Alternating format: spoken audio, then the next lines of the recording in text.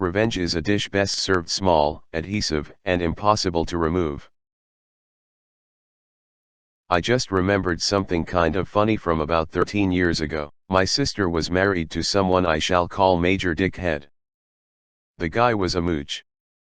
He would brag about how much money he made, while hitting you up constantly for small loans. The one person I know who gave him a $25,000 loan never saw that cash again because they were, unfortunately, too nice to sue family. Anyway, Major Dickhead got pissed when I wouldn't loan him $40,000 and had been punishing me by not letting me see my nephew and niece. Major D wasn't my nephew's father, but he was my niece's father, and both still lived in his house.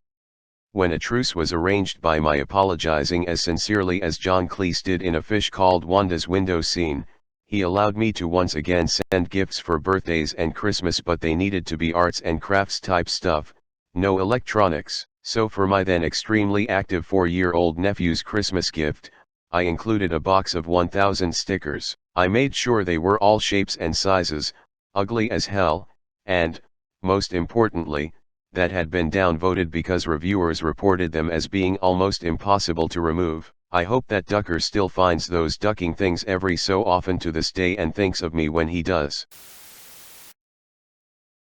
Now to the comments. My dad told me once that if you really didn't like someone and they had kids, get the kids a package of those little green plastic army men. Those were the original Legos in the middle of the night. The worst gift my daughter got was a sippy cup. Every time you lifted the cup up it would start playing Old MacDonald, then stop once you put it down, and if you picked it up again it would start from the beginning. At 2 years old she delighted in picking it up, putting it down and repeating. Over. And over. And over. The same 5 notes. Unfortunately, the cup had an untimely death when a sharp knife cut out the device. The device then sat in my fridge for a couple years so that any time one of the children opened the fridge I could hear it and make them close it again. What? Where was this comment 13 years ago when I was struggling with this in my household? I lost that struggle. Asking any family for a loan that size is insane. Go to a bank. Right? Who the duck has $40,000 sitting in the bank to loan someone? OP replied. I sure didn't. He wanted me to cash in or borrow against my 401k. Stickers or a toddler's drum kit. 2 gifts for kids when you hate the parents. Glitter also works. Herpes of the craft world. Even better is finding the most glittery clothing because once you wash it, all your other clothes are now glittery and completely embedded into the machine.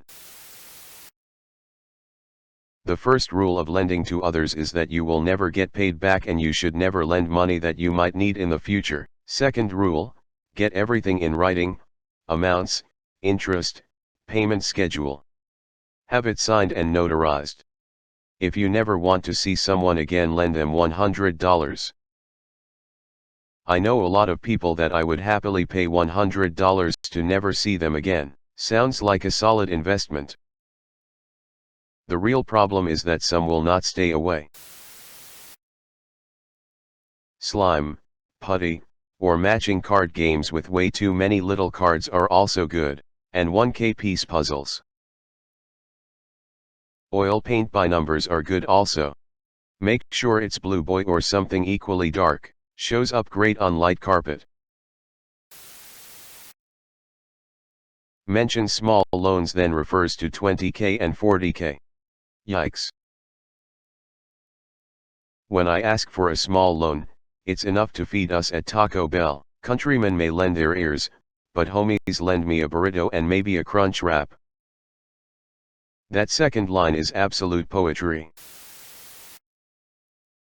I sent someone with triplet girls 2 of Frozen recorders. Not only have to listen the screech of those infernal instruments but also the arguments of who uses them. A recorder in the hands of someone who truly knows what they are doing is a beautiful instrument. Until that point, those hands will cause other hands to be thrown. The unfortunate thing about the kids' toy recorders is it takes exceptional talent to make those approach sounding okay. At least get a student maple recorder, or a Yamaha. If I ever have kids, I'm going to avoid the toy instruments and just go in for the student levels. When I worked for a mall-based toy store, I had a whole list of items I would sell to uncles looking for birthday gifts, occasionally aunts, sometimes grandparents, but usually uncles. There was a really loud toy machine gun, and a toy musical keyboard. People think drums, but a toddler banging on a keyboard while it plays a pre-recorded song that they're singing off-key is much worse. A toy percussion set with maracas and a tambourine, Play-Doh, and various other sticky/messy/goopy products, and Catch a Bubble. Catch a Bubble, I don't think they're available anymore, but other brands were great. Kids love blowing the bubbles that don't pop when you touch them. Parents hate cleaning up the mess they leave when they drift all over the house and finally pop somewhere unexpected, leaving what looks an awful lot like sneeze snot. Who has 40k to loan? Hell, who has 25k to loan? Banks, most politicians, and special interest groups. Orbs, those little rubber bands for making bracelets, and the plastic round beads that the kids are supposed to put on a peg grid and use an iron to fuse into a shape. Essentially, anything with a billion tiny plastic pieces is a long-term headache. My daughter is 13 and the house still occasionally coughs up some more of these horrid things. Read that as your daughter occasionally coughs them up. Bo-Pit Extreme was a great toy back in the day, to give to someone specifically to annoy the parents to the point of insanity. And the old Simon says. Next time send them something that involves glitter. It is the herpes of the arts and crafts world. Once you have glitter in your home in the hands of a child, you will never, ever get rid of it. I once watched a video of a woman who dropped a bag of glitter and there was a piece of glitter on my face the next day. Hadn't touched the stuff for months previous. Stickers were a good choice. I gave my 7-year-old niece a megaphone for Xmas this year, LOL. I wasn't mad at my brother or sister-in-law, I just thought it was funny. Jesus ducking Christ a 40k loan? They have banks for those. Major. I will say kinetic sand is a brutal gift for parents, that stuff ends up all over the house. Ha ha ha, sucked in loser. That's what he gets for being a dick. That. Eyes. Hilarious. Slime is banned in most parents' houses, I know. It gets everywhere, stains and is horrible. We often gift it. Done this myself.